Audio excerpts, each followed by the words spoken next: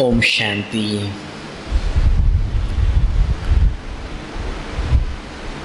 நம்ம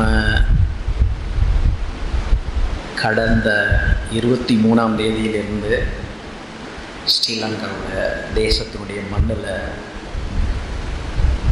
இருக்கின்றோம். பாபா இந்த வாய்ப்பை கொடுத்தார்.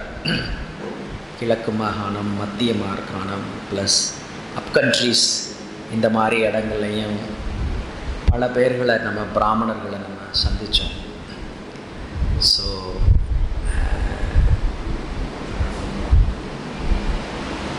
வெளி உலகம் பார்க்குறதுக்கு எவ்வளவு தான் அழகாக இருந்தாலும்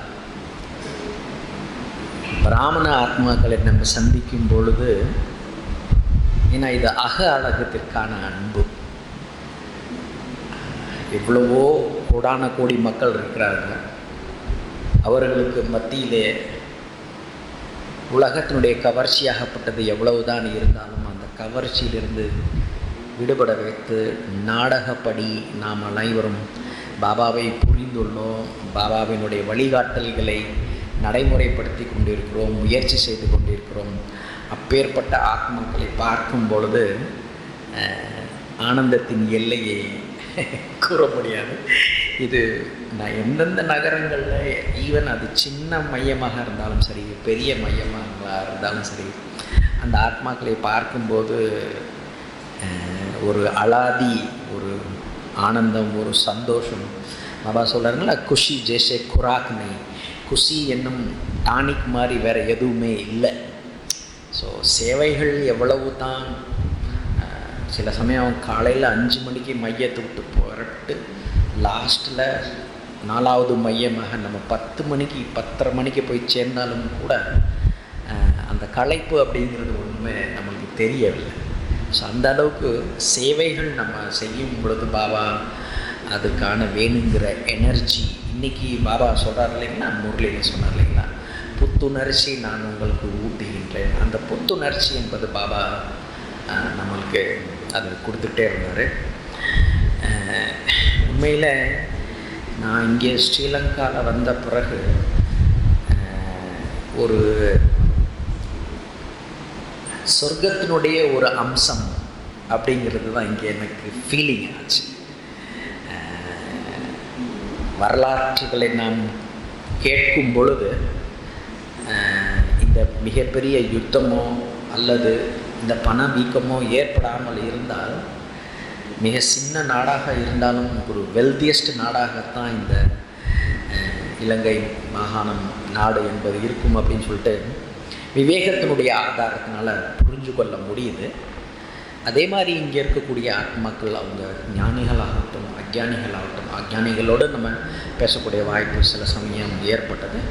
ஸோ அந்த அளவுக்கு அந்த அனைத்து ஆத்மாக்களும் மிகவும் அந்த பாரம்பரியம்னு ஒன்று இருக்கு இல்லைங்களா, பண்பாடுன்னு ஒன்று இருக்கு இல்லைங்களா, அந்த வயதானவர்கள் அப்படின்னு சொல்லிட்டு அவங்களுக்கு மரியாதை, அவர்களுக்கு கொடுக்கக்கூடிய ரிகார்டு, கூடவே அந்த ஒரு லவ் அப்படிங்கிறது எல்லா இடத்துலேருந்தும் நம்மளுக்கு தெரிய வந்தது. ஸோ அதனால தான் பௌதிக ரீதியிலும் சரி, ஆத்ம ரீதியிலும் சரி, காலப்போக்கில் கலியுகத்தினுடைய ஆதாரத்தினால அவர்களுடைய இடத்துல அது இருக்கலாம். பட் இருந்தாலும் உள்ளார்ந்த ஒரு மரியாதை, நம்ம வெளிநாட்டிலேருந்து வந்திருக்கிறோம் அப்படிங்கும்போது நம்ம ரயில் பயணம் செய்யும்போதெல்லாம் கூட அவர்கள் மிக நேர்த்தியான முறையில் அவர்களுடைய அணுகுமுறை என்பதெல்லாம் மிகவும் ஒரு நல்ல ஒரு அனுபவத்தையும் கொடுத்தது. நம்ம தனியாக வந்திருக்கிறோம் அப்படிங்கும் பொழுது அவங்களே நமக்கு உதவி செய்யவும் வர்றாங்க. அந்த மாதிரி இங்கே உள்ளக்கூடிய மக்கள்கள் மிகவும் ஒரு அற்புதமாக தான் இருந்தது. பாபா கண்ணுக்கு புலப்படாதவர். ஹிந்தியில் என்ன பாட்டு சொல்கிறாங்க, ஆँख न जाने दिल पहचाने. இந்த கண்ணால் அவரை உணர முடியாது, பட் என்னுடைய உள்ளம் என்பது அவரை உணர்ந்து பார்க்கிறது. ஆக அவர் வழிகாட்டக்கூடிய ஸ்ரீமத் வழிமுறைகள் அப்படின்னு நம்ம பார்க்கும் பொழுது அதுவும் உள்ளபூர்வமாகத்தான் நாம் உணர்ந்து கொள்ள வேண்டி இருக்கின்றது.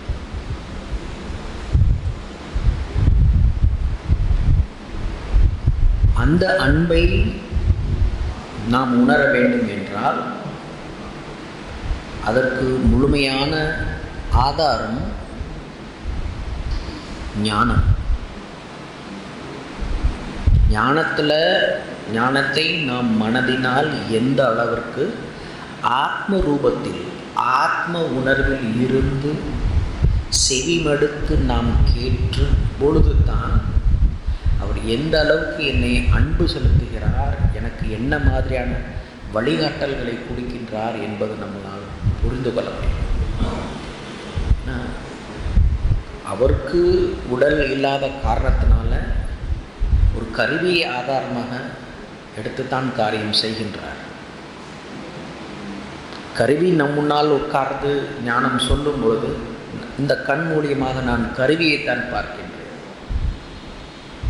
ஆனால் சொல்லித்தர்றது யார் என உள்ளன்போடு ஆத்ம உணர்வோடு ஞானத்தினுடைய ஆதாரத்தினால் நாம் கேட்கும் பொழுது அனுபவம் என்பது மிக சகஜமாக ஏற்படும்.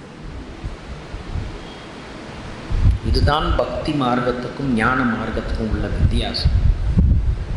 பக்தி மார்க்கத்தில் நாம் கோயில் என்ன பண்ணுவோம், அந்த பூ பழம் இதெல்லாம் எடுத்துகிட்டு போய் அங்கே இருக்கக்கூடிய மூர்த்தியுடைய சிலையினுடைய முக வடிவை பார்த்து ஆனந்தப்படும், சந்தோஷப்படும். நம்ம அந்த பாதையை கடந்து வந்து விட்டோம். பாபா இந்த சங்கமயுகத்தில் அவர் நாடகத்திற்கு ஏற்ப அவர்கள் பாகத்திற்கு ஏற்ப எந்த நேரத்தில் நான் அவரை மேரா பாபா என்னுடைய தந்தையே என்று அனுபவம் செய்ய காரணத்துக்கான நேரம் எப்பொழுது வருகிறதோ அந்த தினத்திலிருந்து நாம் அவரை அனுபவம் செய்ய முடிகின்றது.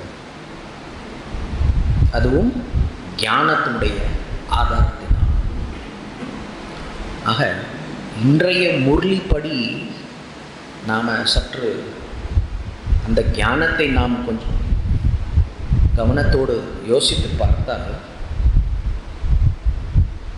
அதில் ஒரு லைன் பாபா சொல்கிறாங்க, தாய் வழி மாமன் மூலியமாகவும் தந்தை வழி மாமன் மூலியமாகவும் சில குழந்தைகளை அவர்கள் தத்தெடுத்து வளர்க்கிறார்கள்.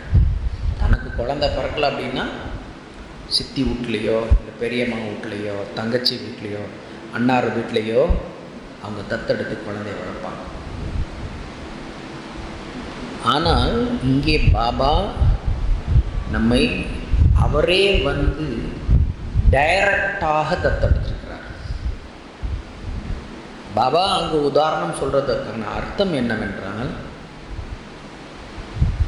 நாம் எந்த தர்ம பிதாக்கள் மூலியமாக நாம் ஜென்மம் எடுக்கவில்லை. இது இந்தியாவிலையும் இந்த விஷயம் நடக்குது. இங்கே ஸ்ரீலங்காவிலையும் நான் கேள்விப்பட்டேன். மற்ற சமயத்தை சார்ந்தவர்கள் பால்மா கொடுத்து புத்தகம் கொடுத்து பண உதவி செஞ்சு சமய மாற்றங்கிறது செய்வாங்க. ஆனால் பாபா அந்த மாதிரி நம்மளுக்கு எதுவும் பௌதீக பொருளை கொடுத்து நம்மளை மாற்றம் செய்கிறது இல்லை, அந்த மாதிரி தத்தெடுக்கவில்லை. ஆத்மாவாகிய நாம் போன கல்பத்தில் இவரை நான் அறிந்தேன், அவர் என்னை என்னுடைய குழந்தை என்று சொன்னார். நானும் உணர்வு பூர்வமாக அவரை என்னுடைய தந்தை என்று நாம் கூறினோம். அதனுடைய ஆதாரத்தில் இந்த கல்பத்திலும் இந்த காலச்சக்கரத்துக்கான சங்கம யுகத்திலும் நாம் அவரை உண்மையான முறையில்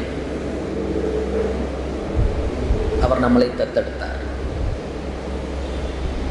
ஸோ இதற்கான மூல ஆதாரம் என்னவென்றால் ஞானம். அதையும் தெல்ல தெளிவாக சொல்லிவிட்டார். கலப்படமற்ற பக்தி நீங்கள் எந்த அளவுக்கு செய்தீர்களோ அதனுடைய ஆதாரத்தில் இங்கு நீங்கள் கலப்படமற்ற இந்த நிராகார் தந்தையினுடைய அன்பையை உங்களால் அனுபவம் செய்ய முடியும்.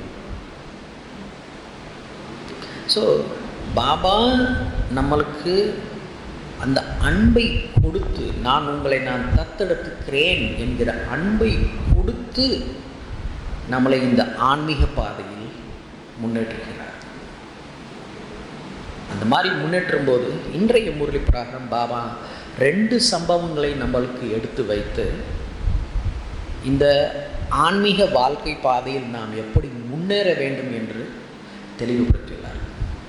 முரளியை நம்ம கூர்ந்து கவனிக்கும் போது அதில் பாபா என்ன சொல்லியிருக்கிறாருன்னா, மதுராவில் 2 இரட்டை சகோதரிகள் வந்தார்கள்.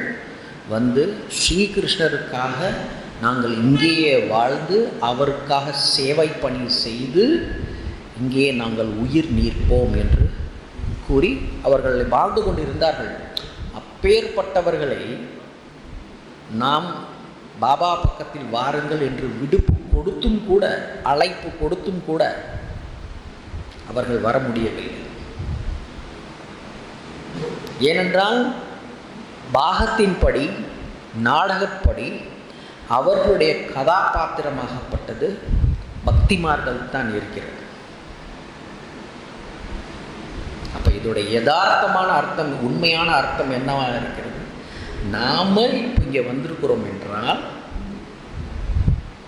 என்னுடைய 63 ஜென்மத்தில் நான் போட்ட கூக்குரலாகப்பட்டது, ஓ தந்தையே நீர் வந்தீர் என்றால் நான் உங்களுக்காக அர்ப்பணமாகுவேன். ஜோ கிலாயே ஜஹான் பிட்டாயே ஜெய்சே கராயே, நீங்கள் எங்களை எங்கே உட்கார்ந்தாலும் சரி, எப்படி வச்சாலும் சரி, உங்களுடைய வீட்டை விட்டு நான் போக மாட்டேன்னு சொல்லிட்டு அந்த பக்தி மார்க்கத்தில் நம்ம அந்த உள்ளன்போடு நாம் செஞ்சிருந்த கதாபாத்திரத்துடைய பிரதிபலனாக அவருடைய அன்பு என்பது நம்மளுக்கு இப்பொழுது உண்மையான முறையில் கிடைத்து கொண்டிருக்கின்றது. மனிதர்களுடைய அன்பு பெரிய விசேஷம் அல்ல. மனிதர்களுடைய அன்பில் எப்பொழுதும் ஒருபொழுதும் கொடுக்கல் வாங்கல் இருக்கும். ஆனால் பாபாவுடைய அன்பு எதிர்பார்ப்பு இல்லாத அன்பு.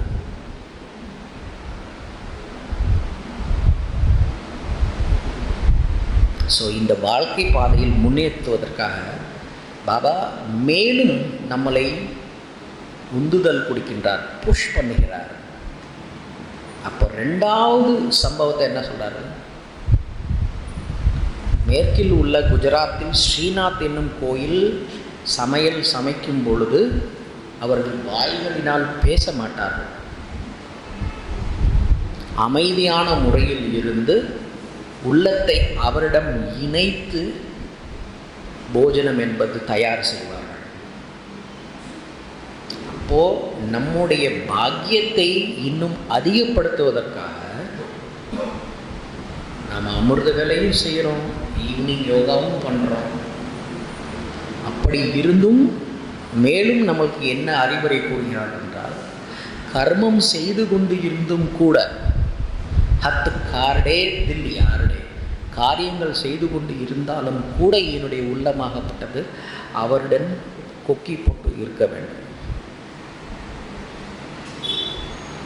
ஸோ நம்மளை தூய்மைப்படுத்த வேண்டும் என்ற உண்மையான அன்பினால், பரமாத்மாவுடைய அன்பு விசேஷமான அன்பு, அவர் நம்மை தூய்மைப்படுத்த வேண்டும் என்று நீங்கள் கர்மம் செய்யும் போதும் கூட அந்த கர்மத்தில் என்னுடைய நினைவை சேர்த்து கர்மயோகி ஆகுங்கள் என்று நம்மளுக்கு மேலும் ஃபோர்ஸ், இந்த இன்ஜெக்ஷன்ஸ். அதனால தான் இன்றைக்கி பாபா சொன்னார், நான் உங்களுக்கு புத்துணர்ச்சியை கொடுக்கின்றேன். ஆத்மா 63 ஜென்மமாக சக்தியை இழந்து சக்திகள் இல்லாமல் இருக்குது. இந்த ஆன்மீக பாதையில் முன்னேறுவதற்காக ஆத்மா தமோ பிரதானமான நிலையில் இருக்கிறது. அதை சத்தோ பிரதானமாக மாற்றுவதற்காக அவருடைய அன்பு எனும் சக்தி என்னுடைய ஆத்மாவுக்கு உந்துதலாக கிடைக்காத வரையில் என்னுடைய வாழ்வில் முன்னேற்றம் என்பது சிறிது கடினம் தான். ஆனால் அங்கு அவர்கள் செய்வது பக்தி மார்க்கத்தில் எனக்கு எப்படியாவது அருள் காட்சி என்று கிடைத்து விட வேண்டும் சொல்லிட்டு பலவந்தமாக தன்னை தானே கஷ்டப்படுத்தி முயற்சி செய்து பல வருடங்கள் கழித்து ஒரு நிமிஷத்துக்கான அருள் காட்சி அவர்கள் காண்கின்றார்கள். ஆனால் பாபா நம்மளுக்கு மிகவும் இலகுவாக அவருடைய அன்பை நம்மளுக்கு உணர்த்துகிறார். அதில் ஒரே ஒரு தடங்கள் என்னவாக இருக்கும்? எப்படி சூரியன் இருக்கும் பொழுது மழை காலங்களில் கருமேகங்கள் வந்துவிட்ட போது சூரியனுடைய வெளிச்சம் பூமிக்கு சரியாக வராது. அந்த மாதிரி நம்முடைய 63 ஜென்மத்தில் சேர்த்து வைத்திருந்த மலங்களாகப்பட்டது அந்த சக்திகளை வரவிடாமல் தடுத்து நிறுத்துகிறது. அதனால தான் பாபா என்ன சொல்கிறார்? உங்களை நீங்கள் தூய்மையாக ஆக்குங்கள். அதற்காக பாபா கொடுக்கக்கூடிய யுக்தி ஒன்று, தன்னை ஆத்மா என நினைத்து பரமாத்மாவை நினைக்கும் பொழுது உங்களுடைய சுமையாகப்பட்டது கொஞ்சம் கொஞ்சமாக விளக்கப்படுகிறது. ஆத்மா பலுவற்றதாக சுமையற்றதாக மாறும். இதில் அடிஷ்னலாகவும் இன்னைக்கு முரளியில் பாபா என்ன சொல்லியிருக்கிறாங்கன்னா, நாடகத்தை நீங்கள் சிந்தித்து பாருங்கள். நீங்களே தான் அடைந்துள்ளீர்கள், மீண்டும் நான் அடைந்துள்ளேன் என்கிற இந்த நாடகத்தினுடைய கதாபாத்திரத்தினால் என்னுடைய திவ்யமான தெய்வீகமான புத்தி என்பது திறக்கப்படுகின்றது. இதுதான் பாபா கொடுக்கக்கூடிய இலகுவான பாதை. பாபா நம்மளுக்கு பாபாவை ஆத்மா என புரிந்து பரமாத்மா என பார்ப்பதற்கான தெய்வீக திருஷ்டியை, என்றால் தெய்வீக திருஷ்டி என்பது நம்முடைய மனம் என்கிற கண் தான் அவரை நிராகார ரூபத்தில் பார்க்க உதவி செய்கின்றது. அதே போல என்னுடைய புருஷார்த்தத்தில் உந்துதல் கொடுப்பதற்காகவும் நாடகத்தை ஆதாரமாக வைத்து என்னுடைய திவ்யமான புத்தி, என்றால் இப்பொழுது நான் குழந்தையாக இருக்கின்றேன் நாடகத்தின்படி. ஸோ பரமாத்மாவிடம் இருக்கக்கூடிய திவ்ய புத்தி என்பது எனக்கு கிடைத்த உரிமை. அங்கே அவங்க கஷ்டப்படுறாங்க, முயற்சி பண்ணுறாங்க, வருஷம் வருஷம் இருந்து தவம் செய்கிறாங்க.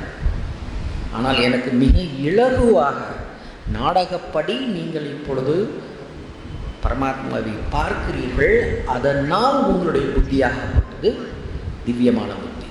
ஸோ இன்னைக்கு அந்த விராட்ட ரூபத்தில் சொல்லும் பொழுது தலை வரைக்கும் இருக்கக்கூடியவர்கள் தேவர்கள், இடுப்பு வரைக்கும் இருக்கக்கூடியவர்கள் சத்திரியர்கள், முட்டிக்கால வரை இருக்கக்கூடியவர்கள் வைஷ்யர்கள், அதற்கு கீழே இருக்கக்கூடியவர்கள் சூத்திரர்கள், மனிதர்கள். ஆனால் இந்த விராட் ரூபத்தில் நம்மளை எங்கே உட்கார வச்சிருக்கிறாரு? சோட்டி குடுமியில் உட்கார வச்சிருக்கிறார். அப்பேற்பட்ட ஸ்தானத்தை நீங்கள் அடைந்துள்ளீர்கள். இந்த ஞானத்தை நாம் உணரும் பொழுது என்னுடைய அந்தஸ்து என்ன அப்படி என்று உணர்வு பூர்வமாக நான் உணர்கிறேன் என்றால் என்னுடைய திவ்ய புத்தி என்பது திறக்கப்பட்டு விடுகின்றது.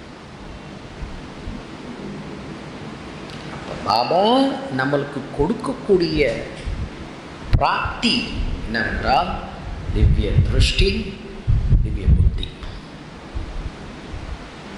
இதனுடைய ஆதாரத்தில் நான் மேன்மேலும் பாபா கொடுக்கக்கூடிய வழிகாட்டல்களை கேட்டு கேட்டு அந்த திவ்யமான திருஷ்டி, திவ்யமான புத்தியில் நான் முன்னேறும் பொழுது ஆத்மாவாகிய நான் மிக இலகுவாக தூய்மைப்படுத்துவேன். அதனால தான் இன்னைக்கு பாபா நம்மளுக்கு தாரணை பாயிண்ட்ல என்ன சொல்லியிருக்கிறாருன்னா, 2 விஷயங்களை நீங்கள் கடைபிடிங்கள். ஒன்று மனன் சிந்தன்.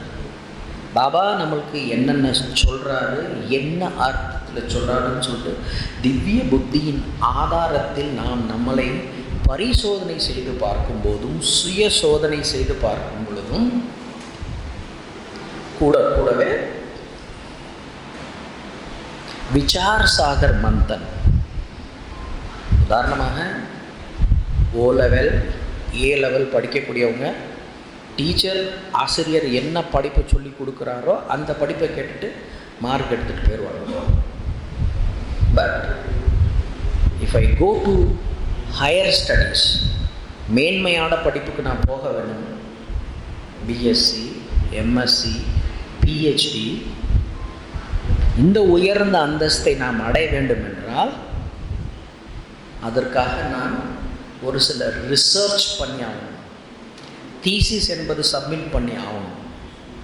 அப்போ தான் நம்மளுக்கு அந்த எம்எஸ்ங்கிற ஸ்டேட்டஸும் பிஹெச்டி அப்படிங்கிற ஸ்டேட்டஸும் நம்மளுக்கு கிடைக்கும். ஸோ மாணவர்களாக ஒன்று பாபாவிடமிருந்து கிடைக்கக்கூடிய ஞானம், அது எனக்கு உரிமையோடு கிடைக்கக்கூடியது, தெய்வீக திருஷ்டியின் மூலமாகவும் தெய்வீக புத்தியின் மூலமாகவும் கிடைக்கக்கூடியது.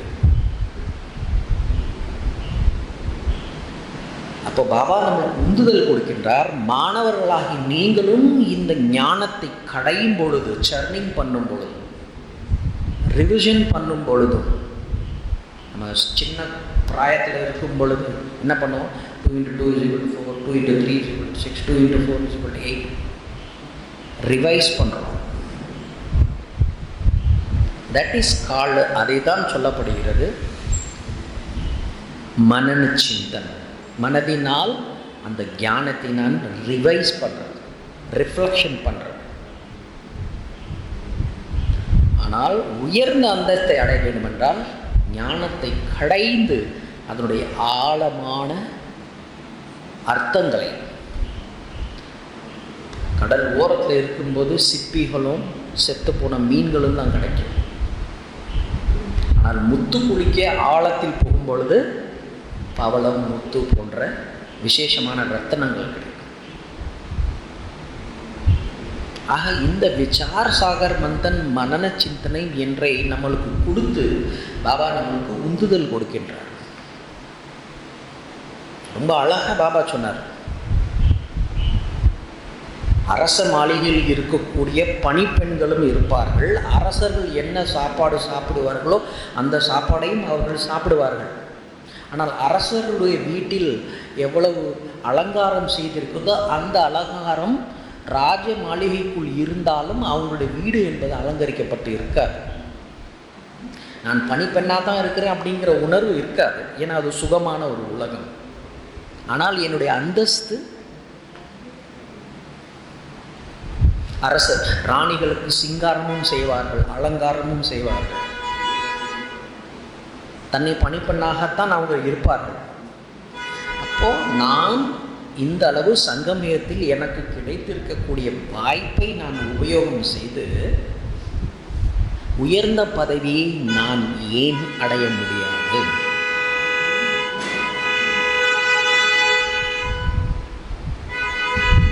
அதற்காகவே பாபா நம்மளுக்கு கொடுக்கக்கூடியது வரதானங்கள். சர்க்குரு ரூபத்தில் இருந்து நம்மளுக்கு வரதானங்களையும் கொடுக்கின்றார். தந்தையின் மூலமாக அன்பும், ஆசானின் மூலமாக ஞான நெறிமுறைகளும், சர்க்குரு மூலமாக எனக்கு வரதானம் என்று கிடைக்கும்போது, இந்த அளவுக்கு எனக்கு பிராப்தங்கள் ஏற்படும் போது, பிராப்திக்கு தமிழ் என்ன சொல்லுங்க பிரதர்? வாட் யூ கால் பிராப்தினா புரியுதுங்களா உங்களுக்கு? பாபாட்டேருந்து கிடைக்கும் வெகுமதி. பாபாக்கிட்டேருந்து எனக்கு இவ்வளோ பெரிய வெகுமதி கிடைக்கும் பொழுது நான் ஏன் என்னுடைய அந்தஸ்தை உயர்த்தி கொள்ளக்கூடாது? குடும்ப வாழ்க்கையில் இருந்து கொண்டும் கூட சமயத்தை ஒதுக்கி நான் இங்கே வருகின்றேன், வகுப்புகளை சரியான முறைப்படி செய்கின்றேன், மார்னிங் அமிர்த வேலையும் செய்கின்றேன். அது ஜஸ்ட் ஓன்லி ரிவிஷன், மனன சிந்தனை. இப்போ நாம் இதில் அடிஷனலாக சேர்க்க வேண்டியது விசார் சாகர் மந்தன். எப்படி அந்த தேவர்களும் அசுரர்களும் அந்த மேரு மலையை கடைந்தார்களோ அதுக்குள்ளே முதல்ல விஷங்கிறது வரத்தான் செய்யும். அதுக்கப்புறமேட்டு தான் அமிர்தம் வந்தது. அப்போ எனக்குள்ளே இருக்கக்கூடிய அந்த விகார எண்ணங்கள் வந்து என்னை மீண்டும் கீழே தள்ளுறதுக்காக மாய முயற்சி செய்யும். அதையும் ஃபுல் ஸ்டாப் வைத்து மேற்கொண்டு நான் எந்த அளவு ஆழத்திற்கு இந்த ஞானத்தினுடைய ஆழமான ரகசியத்தை நான் புரிந்து கொள்ள அந்த அமிர்தம் என்பது நம்மளுக்கு கிடைக்கும். ஸோ பாபா அவருடைய சப்போர்ட் கொடுக்கறது மட்டும் அல்லாமல் ஒவ்வொரு ஆத்மாக்களும் சுய முயற்சிகள் செய்து என்னிடத்தில் இருந்து முழுமையான ஆஸ்தியையும் எடுத்துக்கொள்ளுங்கள் என்று நம்மளுக்கு பாபா மறைமுகமாக அந்த புத்துணர்ச்சிக்கான இன்ஜெக்ஷனை கொடுக்கின்றார். Deep down. அதனால தான் தாதி மிக அருமையாக சொல்வார், मैं न रहा तू न रहा, मैं तेरे में इतना समा गया जो मेरा अस्तित्व ही भूल गया. நான் நானாக இல்லை, நீ நீயாகவும் இல்லை, ஆனால் உன்னுடைய அன்பில் அந்த அளவுக்கு ஐக்கியமாகிவிட்டேன். அதைத்தான் பாபா ஒரே வார்த்தையில் என்ன சொல்றாரு, லவ் லீன் ஸ்டேஜ். அந்த அன்பில் நான் மூழ்கும் பொழுது என்னுடைய சுய நினைவை இல்லாமல் நான் மறந்து விடுகின்றேன். ஸோ எந்த அளவுக்கு இந்த ஞானத்தினுடைய ஆழத்திற்கு நான் போகின்றேனோ பாபாவுடைய அன்பை லவ் லீன் ஆக முடியும். அதனால் நான் பண்ணக்கூடிய புருஷார்த்தம் சாதாரணமான புருஷார்த்தமாக இருக்கக்கூடாது. அதி மேலான தந்தை, ஹையஸ்ட் ஆஃப் த ஹையஸ்ட். பகவானுக்கு என்ன அடைமொழி சொல்கிறாங்க, ஊஞ்சா தேரா நாம், ஊஞ்சா தேரா தாம், ஊஞ்சா தேரா காம். உயர்ந்த பெயர், உயர்ந்த பரந்தாமத்தில் வசிக்கக்கூடியவர், உயர்ந்த காரியம் செய்யக்கூடியவர். ஸோ லௌகீகத்தில் என்ன சொல்கிறாங்க, அப்பனுக்கு புல்ல தப்பாமல் பறந்துருச்சுன்னு சொல்கிறாங்க. ஸோ அப்பா கிட்ட என்ன விதமான ஜீன்ஸ் இருக்குதோ அதே ஜீன்ஸ் தான் அவங்களுக்குள்ளார இருக்கும். இது பௌதிகத்தில் உள்ள நியதி. அப்போ நான் இருக்கிறது இப்போ என்னமே ஆத்ம உணர்வில் இருக்கும் பொழுது என்னுடைய அப்பா ஹையஸ்ட் ஆஃப் த ஹையஸ்டாக இருக்கும் பொழுது அப்போ அந்த ஜீன்ஸும் எனக்குள்ளத்தானே இருக்கத்தானே செய்யும். இந்த மாதிரியான சுயமரியாதைகளை நமக்குள் நாம் எவ்வளவு தாரணை செய்கின்றோமோ, ஞானத்தை கடைந்து கடைந்து கடைந்து, அப்பொழுது பகவான் பாபாவுக்கு அருகாமையில் நாம் செல்லவும் முடியும். அவருடைய அன்பையும் என்னாலும், மேன்மையான அன்பை என்னாலும் அனுபவம் செய்ய முடியும்.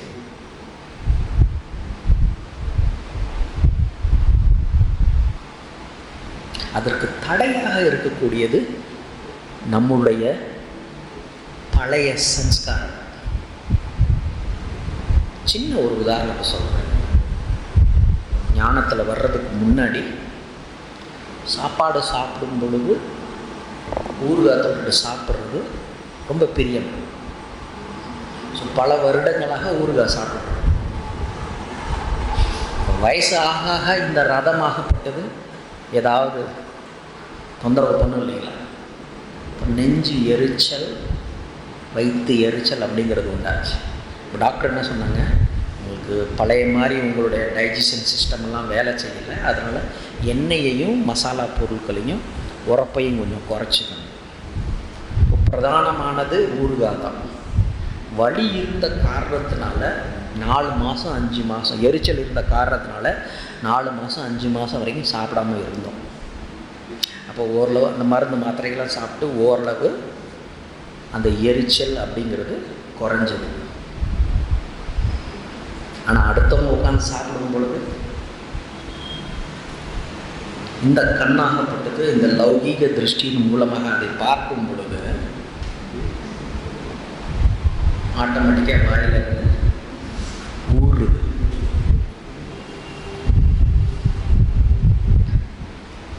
ஸோ சொல்ல வர வேண்டிய கருத்து நான் என்ன சொல்ல வருகின்றேன் என்றால், கர்ம இந்திரியங்களை நாம் அந்த அளவுக்கு பழக்கப்படுத்தி அந்த சன்ஸ்காரத்தில் ஆத்மாவாகப்பட்டது வசப்பட்டு இருந்தது. அப்போ பாபா கொடுத்த ஞானமாகப்பட்டது, நான் ஒரு ஆமை போல இருக்க வேண்டும். எப்போது நான் என்னுடைய காரியத்தை செய்கின்றனோ, என்னுடைய கால் கைகளை தலைகளை வெளியே நீட்டிட்டு கர்மம் செய்த பிறகு நான் உள்ளுக்குள் இழுத்துக்கொள்ள வேண்டும். சங்கீகரன் கர்ணைக்கு சக்தி, புலனடைக்கும் சக்தி, இது ஞானம். இந்த ஞானத்தை அபியாசம் செய்யும் பொழுது, ஒவ்வொரு முறை பார்க்கும்போது இந்த ஞானத்தை அடிக்கடி எனக்குள்ளார கொண்டு வரும் பொழுது, அந்த கர்ம இந்திரியங்களுடைய கவர்ச்சியிலிருந்து விடுபட முடிந்ததால் அதிலிருந்து வெற்றி கொள்ள முடிந்தது. ஒவ்வொரு கர்ம இந்திரியங்களுக்கும் இந்த ரசனை என்பது இருக்கிறது, அதுதான் நம்மளுக்கு தடையாக இருந்து கொண்டு இருக்கிறது. ஸோ பாபா நம்மளுக்கு இந்த ஒரு யுக்தியையும் கொடுக்கிறார். அந்தர்முகி ஆகி நீங்கள் உங்களுக்குள் உங்களை நீங்கள் பரிசோதனை, சுய சோதனை என செய்து பார்க்கும்போது என்னிடத்தில் இருக்கக்கூடிய குறைகள் என்னென்ன என்பதை நான் முழுமையாக பார்த்து அந்த குறைகளை நீக்குவதற்கான ஆன்டிடோட். இப்போ நம்ம உடம்புல குறைஞ்சிச்சு அப்படின்னா விட்டமின்ஸை கொடுக்குறோம், இல்லை ஆன்டிபயோட்டிக்ஸை நம்ம கொடுக்குறோம். அப்போ பாபா சொல்லக்கூடிய ஆன்டிடோட் என்ன? அகமுக நோக்கு, இன்ட்ராஸ்பெக்ஷன், அந்தர்முகி. அப்போ என்னுடைய கண்ணாகப்பட்டது இந்த ஸ்தூல நிலைகளிலிருந்து என்னை விடுபட வைத்து சூக்ஷ்மமான என்னுடைய ஆத்மாவின் பக்கம் திருப்பும் பொழுது என்னுடைய குறைகள், வீக்னஸ் என்ன அப்படிங்கிறது நம்மளால் கண்டறிய முடியும். அந்த நேரத்திலையும் பாபா நம்மளுக்கு உதவியாக இருப்பார். ஏன் பாபா கூறியுள்ளார், ஒரு அடி நீ எடுத்து வைத்தால் 1000 அடி நான் உதவி செய்வதற்கு தயாராக இருக்கின்றேன். ஒரு பக்கம் நாலேஜையும் கொடுக்குறார், என்னோட குழந்தை என் அருகாமையில் வர முயற்சி செய்கின்றதே என்று அவருடைய உதவியும் எக்ஸ்ட்ரா நம்மளுக்கு கிடைக்குது. அதனால தான் இந்த யோகமாகப்பட்டது இலகு ராஜ யோகம். பக்திமார்கள் மாதிரி நம்ம கஷ்டப்படணுங்கிற அவசியம் இல்லை.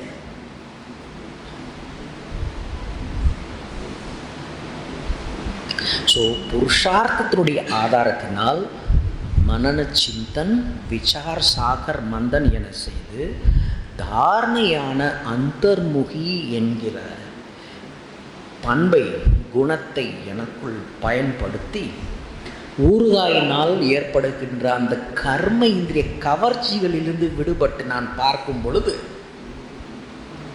ஏன்னா இவர் போவிடாமல் தடுத்து நிறுத்துவார். முதல்ல அதை நம்ம ஐடென்டிஃபை பண்ணணும். டாக்டர் டயக்னைஸ் பண்ணி தானே மெடிசின் கொடுப்பாங்க. என்னுடைய கர்ம இந்திரியங்கள், அது கண்களாகட்டும், கையாகட்டும், வாய், பேசக்கூடிய பேச்சு. நேற்று பாபா என்ன சொன்னாங்க, ஒருவர் மற்றவர்களோடு பாலும் சீனியும் போல ஒன்று சேர்ந்து ஹார்மனைஸ்டாக இருக்கணும், அன்பினுடைய ஆதாரத்தினால். அப்போ என்னுடைய பேச்சு அந்த மாதிரி இருக்கின்றதா? இன்று நாம் அடிக்கடி சுய சேதனை செய்ய செய்ய செய்ய செய்ய என்னுடைய குறைகள் என்னென்ன வீக்னஸ்கள் என்னென்ன, எந்த ஞானமாகப்பட்டது எனக்குள்ள இல்லை அப்படிங்கிறத பார்த்து புருஷார்த்தம் பண்ணுவதுக்கான பவரும் எனக்கு பாபா கொடுப்பார்.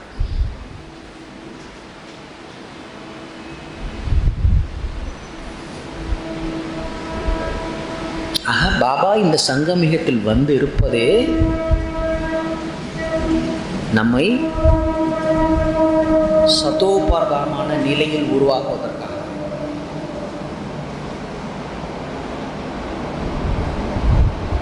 டிராமா பிரகாரம் நான் என்னுடைய புத்தியாகப்பட்டது சாதாரணமான புத்தியாக இருந்தால் என்னை நானே ஒரு சாதாரண பிரஜையாகவோ அல்லது பணிப்பெண்ணாகவோ நான் என்னை நிர்ணயம் செய்து கொள்கின்றேன். ஓகே, என்னிடத்துல இப்போ இந்த குணம் இல்லை, சங்கமிகம் இன்னும் முடியலை தானே, முயற்சி செய்து எனக்குள் கேலப் செய்ய வேண்டும். நம்ம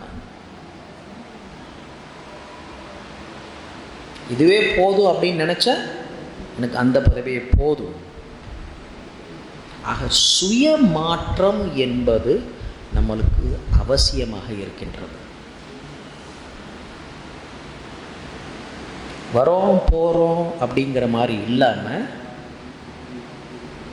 இது ஒரு மூலதனம். இந்த மூலதனத்தை வைத்து நான் எப்படி நான் இரட்டிப்பு செய்ய வேண்டியது. ஒரு நெல்லை போடுறோம், நாற்று நடுறோம், அந்த நாற்றுல 7-8 கதிர் வருது. ஒவ்வொரு கதிரிலும் 60-70 நெல்மணிகள் இருக்கின்றது. ஸோ 7-8 56 560 நெல்மணிகள் வருகின்றன. அதே போல் இந்த ஞானத்தையும் நான் ஆத்ம அபிமானியாக இருந்து நான் இந்த கர்ம சேத்திரத்தில் காரியமாக சிரேஷ்ட காரியமாக நான் செய்யும் பொழுது பலன்கள் என்பது கண்டிப்பாக கிடைக்கும். ஏன்னா பாபா நம்மளுக்கு நாலேஜை மட்டும்தான் கொடுப்பாங்க. அதை செயலாக்கம் செய்து என்னுடைய ஞான சுரூபமாக நான் மாறும் பொழுது அந்த பலன் என்பது எனக்கு கிடைக்கும். மகாபாரத்தில் ரொம்ப அழகாக எழுதிட்டாங்க, கர்மத்தை நீ செய், பலனை நான் தருகின்றேன். அப்போ செய்ய வேண்டியது, தாரணை பண்ண வேண்டியது, விசார் சாகர் மன்னன் பண்ண வேண்டியது, ஒரு அடி முன்னால் எடுத்து வைப்பது எல்லாமே என்னுடைய முயற்சியாக இருக்க வேண்டும். நம்ம ரொம்ப ஈஸியாக சொல்கிறோம். அஞ்ஞானிகளுக்கு கண்காட்சி போடும்போது சுய மாற்றமே உலக மாற்றத்துக்கு ஆதாரம். am I doing? நான் அந்த காரியத்தை செய்கின்றேனா? இதுதான் இன்ட்ராஸ்பெக்ஷன்ஸ்.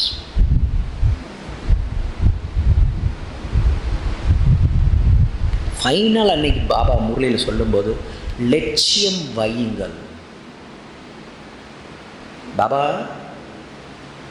புதுசாக 1952-53 லக்ஸ் சோப்பு அப்போ தான் புதுசாக பாரதத்தில் இன்ட்ரடியூஸ் பண்ணுறாங்க. அந்த லக்ஸுங்கிறத வச்சு பாபா முரளி எடுத்தார். உங்களுக்குள்ளத லக்ஸ் என்னும் லட்சிய சோப்பை போட்டு உங்களுடைய ஆத்மாவை நீங்கள் தூய்மை செய்யுங்கள். முந்தானத்தை என்ன சொன்னார்? India gate. இந்தியா கேட் என்ன? இந்த சங்கமுகம் என்பது உங்களுக்கு ஒரு இந்தியா கேட் மாதிரி. ஏன்னா முக்திக்காக நம்ம முயற்சி பண்ணணுங்கிறது அவசியமே இல்லை. அது எல்லா குழந்தைகளுக்கும் ஆஸ்தியாக கொடுத்துருவார். இப்போ அவங்க மேலே போய் உட்காருங்க. யாரெல்லாம் ஜீவன் முக்திக்காக முயற்சி செய்கிறார்கள் அவர்கள் சங்கம யுகத்தை கிராஸ் பண்ணணும். அப்போ நான் ஆத்மாவைய நான் உணர்வு பூர்வமாக இந்த சங்கம யுகத்தில் இருந்து முயற்சி செய்து முன்னேறுகின்றேனா?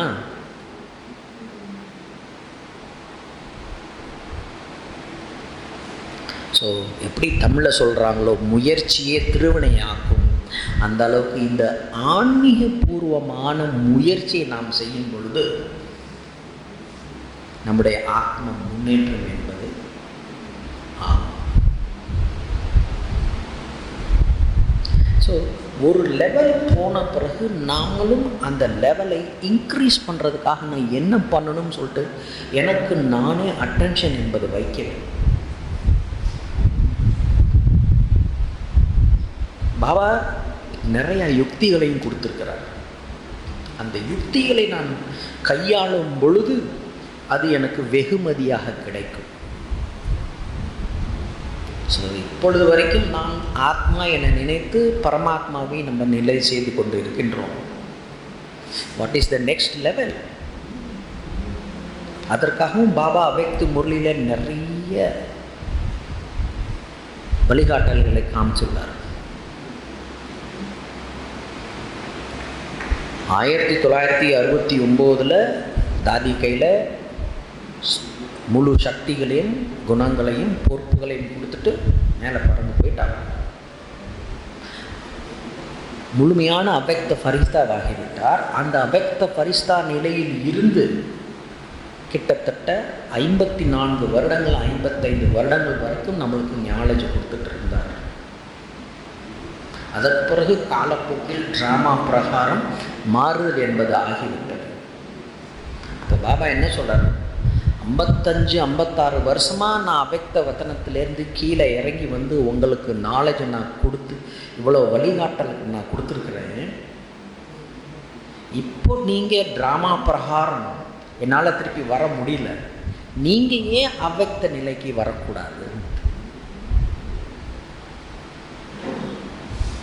அதற்கான வழிகாட்டல்களையும் பல வருடங்களில் பாபாவும் கூறியுள்ளார். பாபா நமக்கு எவ்வளவோ ட்ரில் சொல்லி கொடுத்துருக்கிறார்.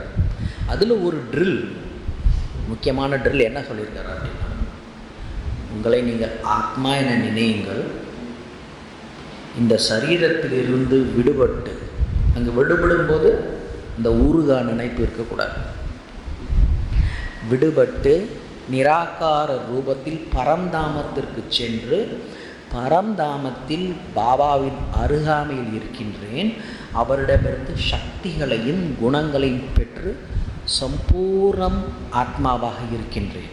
இது முதல் கட்டம். இரண்டாவது கட்டம், இந்த இரண்டாவது கட்டத்துக்கு முன்னாடி ஒரு சின்ன இன்சிடென்ட்ஸ் உங்களுக்கு சொல்லணும்னு நான் பிரியப்படுறேன். 1968ஆம் ஆண்டு செப்டம்பர் மாதத்தில் நடந்த இந்த நிகழ்ச்சி, அந்த மூத்த சகோதரியின் பெயர் கமலேஷ் பஹன். குஜராத்தில் தற்போது காந்தி தாம் என்னும் மையத்தில், மகாத்மா காந்தி எந்த மண்ணில் பிறந்தாரோ அந்த மண்ணில் இருக்கக்கூடிய ஒரு மையம். அவங்க கமலேஷ், இன்றைக்கி அவங்க வயசு எப்படியும் 76-77 இருக்கும்.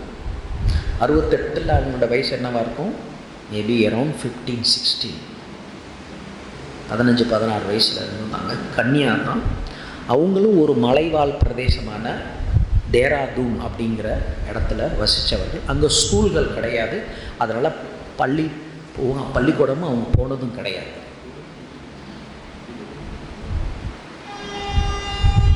ஆனால் எப்படியோ பாபாவோட அறிமுகம் கொடுத்து பாபாவோட முயற்சி செய்து ஞான யோக பாதையில் வளர்ந்து கொண்டிருந்தார். ஸோ எப்போயும் போல் பாபாவை சந்திக்கிறதுக்காக மதுபனம் வந்திருக்கிறாங்க. அவர்களுக்கு ஒரு விசேஷமான சக்திகளும் பாபா ஆல்மைட்டி பாபா கொடுத்துருக்கிறாரு, டிரான்ஸில் போகிறதுக்காக. டிரான்ஸ்னு தெரியும், தமிழாக்கம் தேவையில்லை தானே, டிரான்ஸுக்கு போகக்கூடிய ஆத்மா தான். ஸோ அன்றைக்கு அவங்க மதுபனம் போயிருந்தபோது டிரான்ஸில் போயிருக்கிறாங்க. அங்கே அவ்வக்த பிரம்மாவை அந்த அளவு அவர் பார்த்து, அவருடைய உடம்பு அந்த லைட் ரூபமான பாடியாகப்பட்டது, ஒரு பிரகாசமான ஜொலிக்கக்கூடிய ஒரு ஃபரிஸ்தாவாகி பார்த்துட்டு கீழே இறங்கி சொல்கிறாங்க, பள்ளிக்கூடம் போனதில்லை, சாதாரணமான ஏரியாவிலேருந்து பிறந்து வந்தவங்க, மலையகத்திலேருந்து பிறந்தவங்க, அதில் மேனரிசம் என்பது அவங்களுக்கு தெரியலை. உயர்ந்ததிலும் உயர்ந்த சர்வசக்திவான் பாபாவுடைய ரதம். பாபா நீங்கள் என்ன பாபா இப்படி இருக்கிறீங்க, உங்கள் முகத்தை பார்த்தா ஒன்றும் அப்படி ஒன்றும் தெரியல, அந்த மேலே உட்காந்துக்காரில்ல பாபா, அவர் ரொம்ப ஜொலிப்பாக இருக்கிறார் பாபா அப்படின்னு சொன்ன உடனே பாபாவுக்கு ஒரு நம்பிக்கை ஏற்படுச்சு. என்ன நம்பிக்கை வந்தது? பரமாத்மா படைப்பவர், செய்விப்பவர், அனைத்து ஆத்மாக்களையும் படைக்கக்கூடியவர். படைக்கிறதுன்னா ஆத்மாவை படைக்கிறது இல்லை, நம்ம ஆத்மாவாகப்பட்டது ஆரம்ப கட்ட காலத்தில் சத்தியுகத்தில் எந்த நிலைமையில் இருந்ததோ அந்த நிலையை மீண்டும் உருவாக்குவதற்காக நம்மளுடைய ஃபரிஸ்தாவுடைய ரூபத்தை ஏற்கனவே சூக்ஷ்ம வத்தனத்தில் படைத்துள்ளார். அது நம்மளுடைய லட்சியம். இந்த நம்பிக்கை பிரம்மாவுக்கு இருந்தது, சாக்கார பிரம்மாவுக்கு இருந்தது. நானும் அந்த ஜொலிப்பு உள்ள பரிஸ்தா போல ஆக வேண்டும் என்று. இப்போ பாபா அந்த குழந்தைகிட்ட ஒரு ப்ராமிஸ் வாங்கிட்டாப்புல, இந்த நிகழ்ச்சியை, இந்த விடயத்தை நீ யாரிடம் பகிர்ந்து கொள்ளக்கூடாதுன்னு சொல்லிட்டு. ஏன்னா மேலே போகணுமே, இங்கே உள்ளவங்க யாரும் கீழே நம்மளை விட மாட்டாங்களே மேலே போகிறேன்னு சொன்னால். ஸோ 3 மாதங்கள் பாபா அந்த அளவுக்கு தீவிர புருஷார்த்தம் செய்து ஜனவரி மாதம் 1ஆம் தேதி 2ஆம் தேதி அந்த குழந்தையை திருப்பி கூப்பிட்டார். இப்போ போய் நீங்கள் போய் வத்தனத்தில் போய் நீங்கள் என்ன நீங்கள் பாருங்கள்.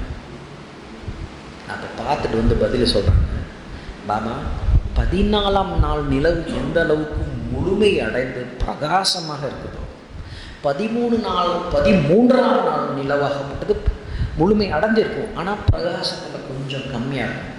அந்த மாதிரியான சிறிதளவு தான் வேறுபாடு இருக்கின்றது என்ன பாபா சொல்லும் பொழுது பாபாவுக்கு செல்ஃப் கான்ஃபிடென்ஸ் என்பது வந்து விட்டது. ஆக இன்னும் கொஞ்சம் நான் முயற்சி செய்து அந்த ஜொலிப்பை எனக்குள்ளார் கொண்டு வர வேண்டும் என்று பிறகும் அந்த 15 நாள் பாபா தீவிர புருஷார்த்தம் என்பது செய்கின்றார். நீங்கள் அந்த காலகட்டத்தில் இருக்கக்கூடிய முரளிகளை நீங்கள் பார்க்கும் பொழுது அப்படின்னு பாபா அந்த தொண்டையை சீர் செய்து முரளி வகுப்பு என்பதை நடத்துவார். ஏன்னா அந்த கர்ம போகமாகப்பட்டது இருந்து வந்தது. பாபா நீதி என்ன கொடுத்திருக்கிறார், ஞான வழி யுக்தி என்ன கொடுத்திருக்கிறார் என்றால், கர்ம போகத்தையும் கர்ம யோகத்தினால் வெற்றி கொள்ள முடியும். உடம்புல வரக்கூடிய வியாதியை கர்ம யோகத்தின் மூலமாக வெற்றி கொள்ள முடியும். அதற்காகத்தான் பாபா அந்த முயற்சியை செய்தார். 18ஆம் தேதி ஜனவரி மாதம் காலையில் உடம்பு சரியில்லை அப்படின்னாலும் மாலை முரளி வகுப்பு நடக்கவில்லை. பிறகு மாலை வேளையில் 7:30 மணிக்கு முன்னராகவே மணி எடுத்து இன்று முரளி வகுப்பு சீக்கிரமாக நடக்கும், எல்லாரும் வாங்கன்னு சொல்லி பாபாவுக்கு 15 நிமிஷம் தான் அன்றைக்கி முரளி படித்தார். படிச்சுட்டு குழந்தைங்களுக்கு என்ன வரதானத்தை கொடுக்குறாரு, 3 வரதானத்தை கொடுத்தாரு. நிர்விகாரி பவ, நிர் அகங்காரி பவ, நிராகாரி பவ. இது குழந்தைகளுக்காக கொடுத்த வரதானம். கடைசியில் அல்விதா அப்படின்னு சொல்லிட்டு விடுதலை விடுப்பு அப்படின்னு சொல்லிட்டு பாபா போயிட்டார். அப்போ நம்மளுக்கு தெரியலை. அப்புறம் 9 மணி போல் நம்மளுடைய மூத்த சகோதரர் தாதி பிரகாஷ்மணிக்கு மெசேஜ் அனுப்புகிறாங்க, பாபா ரொம்ப முடியாமல் இருக்கிறாரு, உடம்பெல்லாம் சில்லுன்னு ஆகிப்படுத்து அப்படின்னு சொன்ன உடனே தாதி பிரகாஷ்மணி வர்றாங்க. அப்போது தாதியினுடைய கையோட பாபா கையை கொடுத்து அந்த முழு சக்தியையும் கொடுக்குறாரு. இதுதான் கர்ம போகத்தையும் கர்ம யோகத்தினால் வில் எழுதி கொடுக்கிறார். கர்ம யோக் கொடுக்கின்றார். ஆத்மா மேலே பறந்து போச்சு, ஃபரிஸ்தாவாகி சம்பன்னமாகி. அப்போ அந்த 14ஆம் நாள் முழு நிலவு போல ஆகிவிட்டார் பாபா. அப்போ படைத்தவர் நம் அனைவருடைய ஃபரிஸ்தா நிலையை உருவாக்கி வைத்துள்ளார், கரண் கராவன்ஹார் செய்து வைத்துள்ளார். அப்படிங்கிற முதல் நம்பிக்கை எப்படி பிரம்மாவுக்கு இருந்ததோ அந்த மாதிரியான நம்பிக்கை எனக்குள்ளேயும் வர வேண்டும். இப்போ திருப்பி அந்த பாயிண்ட்டுக்கு வர்றேன். ஆத்மா நிராகார் ரூபத்திலேருந்து இந்த சரீரத்திலேருந்து விடுபட்டு ஊறுகாயினுடைய இழுவையிலிருந்து விடுபட்டு மேலே பரந்தாமத்துக்கு போய் பாபா கிட்ட சக்திகளையும் அருளையும் வாங்கிவிட்டு ஃபரிஸ்தாவோட உடம்பில் நான் வந்து அந்த ஃபரிஸ்தாவுடைய ட்ரெஸ்ஸை உடுப்பை நான் பார்க்கிறேன். அந்த உடுப்புக்குள் நான் புகுந்து கொண்டு அபெக்த ஃபரிஸ்தாவாகி இந்த பூவுலகத்தில் நான் எங்கு உட்கார்ந்திருக்கிறேனோ அந்த சரீரத்திற்கு முன்னால் இருந்து கொண்டு ஃபரிஸ்தா நிலையில் இந்த பௌதிக சரீரத்தை நான் பார்க்கின்றேன். இந்த இடத்துல தான் நம்மளுக்கு மிகப்பெரிய ஒரு சேலஞ்ச். ஃபரிஸ்தா நிலையில் இருந்து பார்க்கும்போது நம்முடைய சம்ஸ்காரமாகப்பட்டது டக்குன்னு சரீரத்தில் வர்றதுக்கு, இழுவையில் வர்றதுக்கு வாய்ப்புகள் உண்டு. அந்த நேரத்தில் ஆத்மாவாகிய என்னை நான் சாட்சி அவஸ்தா நிலையில் இருக்கின்றேன். ஃபரிஸ்தாவாகிய நான் சாட்சியாக இருந்து இந்த காட்சியை நான் பார்த்து கொண்டிருக்கிறேன் என்ற மனோநிலையை நிலைத்து, அந்த மனோஸ்திதியை நிலைக்க வைத்து பிறகு இந்த சரீரத்தை நாம் பார்க்கும் பொழுது அந்த டிஃப்ரென்ஸ் என்பது என்னுடைய உடுப்பு அபெக்த ஃபரிஸ்தா நிலையில், இது பௌதிக உடுப்பு என்று நாம் தனிமைப்படுத்தி பார்க்க முடியும். அதுக்காகவும் பாபா என்ன சொல்கிறாருன்னா, என்னை துணைவனாக நீங்கள் எடுங்கள். கம்பைன். ஏன்னா அந்த சக்தியை நான் மேலேருந்து வாங்கிட்டு வந்து தான் நான் கீழே இறங்கி நிற்கிறேன், பரிஸ்தாவாகி நிற்கிறேன். அவர் என்னை உருவாக்கி வைத்துள்ளார். இந்த முழு உணர்வோடு இருந்து சாத்தி துணையாளன், துணையாளனை நான் துணை வைக்கும் பொழுதுதான் சாட்சி அவஸ்தா நிலையை நாம் நிலைத்திருக்க முடியும். அந்த துணையாளனை வைத்து நான் சாட்சியாக இருந்து பார்க்கும் பொழுது அவரிடமிருந்து எனக்கு சகயோகமும் கிடைக்கும். அந்த நிலையில் என்னை நானே அவ்வக்த ஃபரிஸ்தா நிலையில் வைத்து அந்த ஃபரிஸ்தாவாகப்பட்டது இந்த உடம்பில் புகுந்து இந்த கர்மேந்திரியங்கள் மூலமாக திவ்ய திருஷ்டியின் மூலமாக கிரணங்கள் நாலாபுறமும் பரவிக்கொண்டு இருக்கின்றது என்ற நிலையாகப்பட்டது தான் ஃபரிஸ்தா நிலை. I have to hold that consciousness. அந்த கான்சியஸை நான் இந்த சரீரத்தில் இருந்தாலும் கூட சாட்சி நிலையில் விடுபட்ட நிலையில் சரீரத்தினுடைய ஈடுபாடிலிருந்து விடுபட வைத்து பாபாவுடைய நினைவில் அந்த சுய மரியாதையில் நான் இருக்கும் பொழுது என்னுடைய சரீரங்களிலிருந்தும் திவ்ய திருஷ்டிகள் மூலமாக இங்கு ஆன்மீக கிரணங்கள் என்பது பரப்பப்படும். கொஞ்சம் யோசிச்சு பாருங்க. எப்போ நம்ம பாபாவோட வீட்டுக்குள்ளார நம்ம வர்றோம், பாபாவுடைய ஃபேன், பாபாவுடைய தண்ணி, பாபாவுடைய வீடு, பாபாவுடைய ப்ரொஜெக்டர் எல்லாமே அங்கே பாபா பாபா பாபான்னு வருது. இதே நம்ம வீட்டுக்கு போனோம்னா சூக்ஷ்மமாக என்னோடது என்னோடது என்னோடது அப்படிங்கிறது வர்றது. அதற்கான காரணம் என்னன்னா, ஒவ்வொரு பிராமணாத்துகள் குழுவோடு உட்கார்ந்து இந்த யோகம் செய்து இங்கே இருக்கக்கூடிய கிரணங்களாகப்பட்டது அந்த அளவுக்கு பரவி இருக்கிறது. எப்படி ஒரு கேஸ் பலூனில் கேஸை நீங்கள் புஷ்னு அடிக்க அந்த பலூன் ஆகப்பட்டது பெருசாக இல்லைங்களா? அதே மாதிரி இங்கே இருக்கக்கூடிய ஆன்மீக கிரணங்களாகப்பட்டது அங்கே நிறைஞ்சு இருக்கக்கூடியதால் அந்த கிரணங்களுக்குள்ளார நம்ம வரும் பொழுது அந்த பாபாவுடைய நினைவு ஆட்டோமேட்டிக்காக வருது.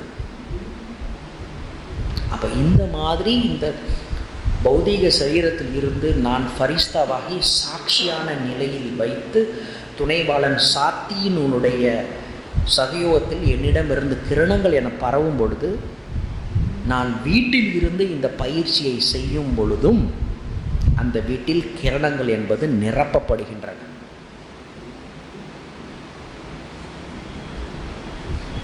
ஒவ்வொரு வருடமும் பட்டி என்பது சாந்தி மண்டலில் நடக்கும். குமாரிகள், குமாரர்கள், அதர் குமார்கள், யுகல்ஸ், ஹஸ்பண்ட் ஒய்ஃபாக இருக்கக்கூடிய மாத்தாசுங்களுக்குன்னு சொல்லிட்டு தனியாக ஒரு பட்டி இருக்கும். ஸோ போன வருடம் மாத்தாசுங்களுக்காக பண்ணப்பட்ட பட்டியினுடைய தீம் என்னவென்றால் கர் கர் கோ ஸ்வர்க பனானா, உங்களை ஒவ்வொரு வீட்டையும் சொர்க்கமாக மாற்றுங்கள். அப்போ அந்த கிரணங்களை பரப்புனா தானே என்னுடைய வீடாகப்பட்டது சொர்க்கமாக மாறும். அந்த கிரணங்களில் வரக்கூடிய என்னுடைய பௌதீக சம்பந்திகள் அனைவருமே பாபாவுனுடைய அனுபவத்தில் வர வர அவர்களுடைய ஆத்மாவில் அந்த மாற்றம் என்பது ஏற்படும்.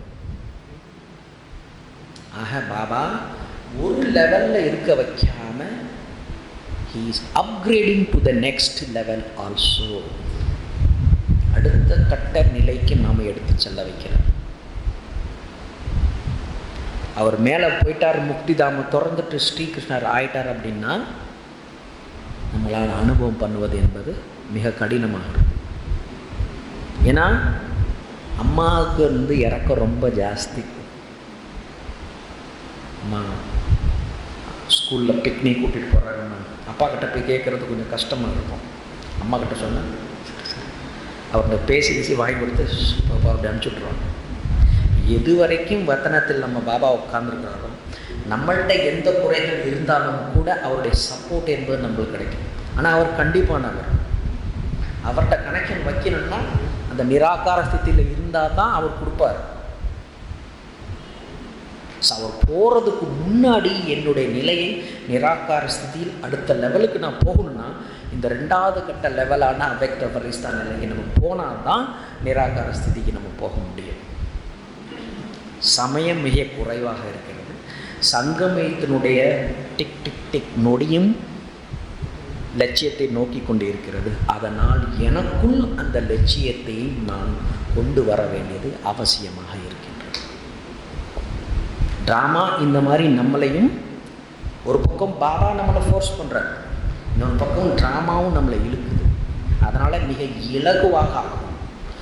கவனம் என்ன தேவை என்றால், அட்டென்ஷன் என்ன தேவை என்றால், என்னுடைய மனோநிலை மற்றும் என்னுடைய பயிற்சி.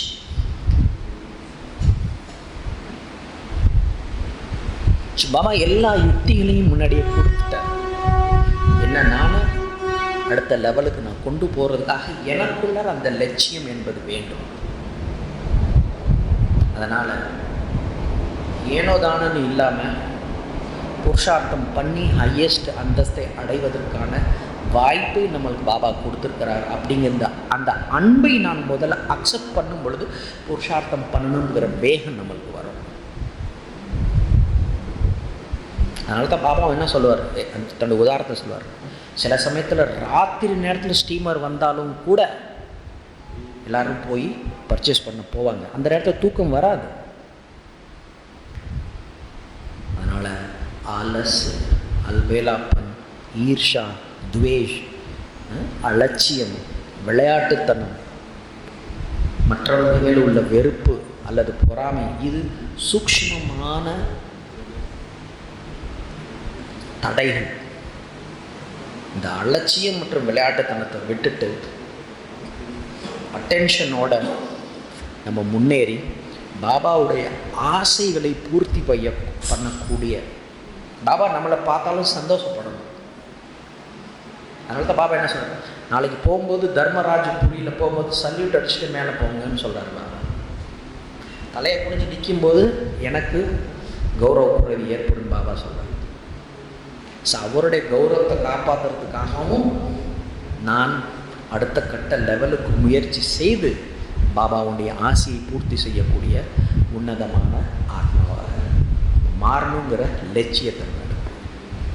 ஓம் சாந்தி.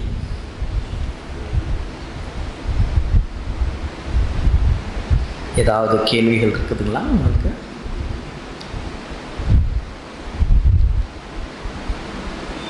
திருப்தியான ஆத்மா இல்லைங்களா?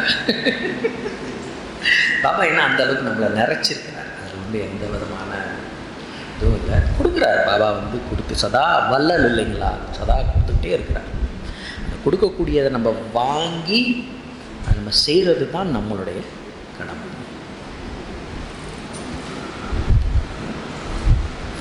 ஓம் சாந்தி.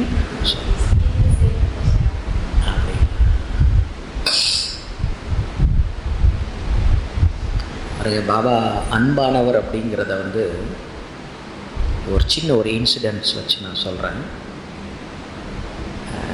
2013 குல்சார் தாதிக்கு உங்களுக்கு செய்தியெல்லாம் கிடச்சிருக்கும். அவங்க பாத்ரூமில் குளிச்சுட்டு இருக்கும்போது வள்ளிக்கு கீழே விழுந்துட்டாங்க. அதனால் பின்னாடி எலும்பில் அடிபட்டுருச்சுன்னு சொல்லிட்டு ஒரு 3 மாதம் 4 மாதம் வரைக்கும் தமிழ்நாட்டுக்கெலாம் வந்தும் கூட இந்த ஆயில் மசாஜ், ஹட்டயோகம் இதெல்லாம் செஞ்சு சரி பண்ணிட்டாங்க.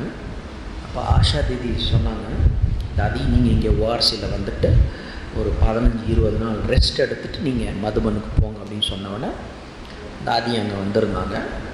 ஸோ அங்கே வந்த பிறகும் ஒரு 4-5 நாளில் தாதி கொஞ்சம் ஓரளவு நல்ல முறையில் அவங்கள தானாகவே எந்திரிச்சு நடக்கக்கூடிய நிலைமைக்கு அவங்க வந்துட்டாங்க.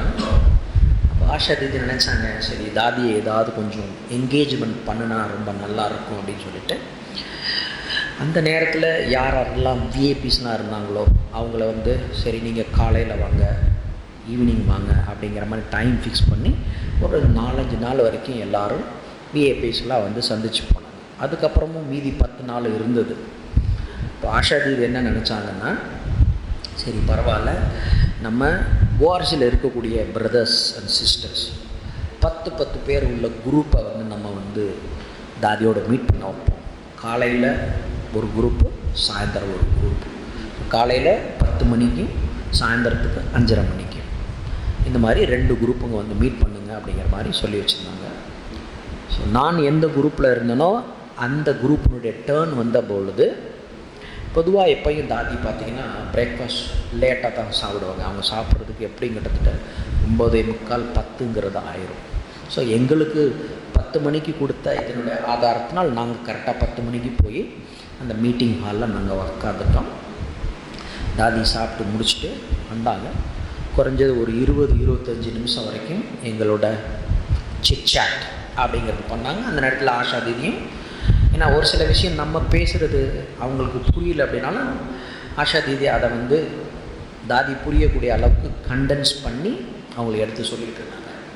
அந்த சிட்சாட் ஆகப்பட்டது முடிஞ்சிருச்சு. அது முடிஞ்ச பிறகு டிக்கி பார்ட்டி அப்படின்னா அந்த ஒரு பிளேட்டில் 7-8 வகையான பழங்களை சின்ன சின்ன வெட்டி டோலி கொடுக்கறது பதிலாக அந்த பழங்களை கொடுக்கட்டும்னு சொல்லிட்டு அந்த சேவாதாரி சகோதரி கொண்டாந்து வந்து முதல்ல தாதிக்காக அவங்க கொடுத்தாங்க. ஸோ ஆஷா தீதி அந்த ஒரு பிளேட் எடுத்து தாதி கையில் கொடுத்தாங்க.